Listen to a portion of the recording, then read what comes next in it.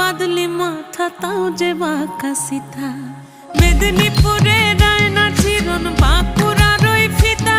আর যতন করে বাঁধলি মাথা তাও যে বাঁকা সিথা পেছ পাড়িয়া রাজগো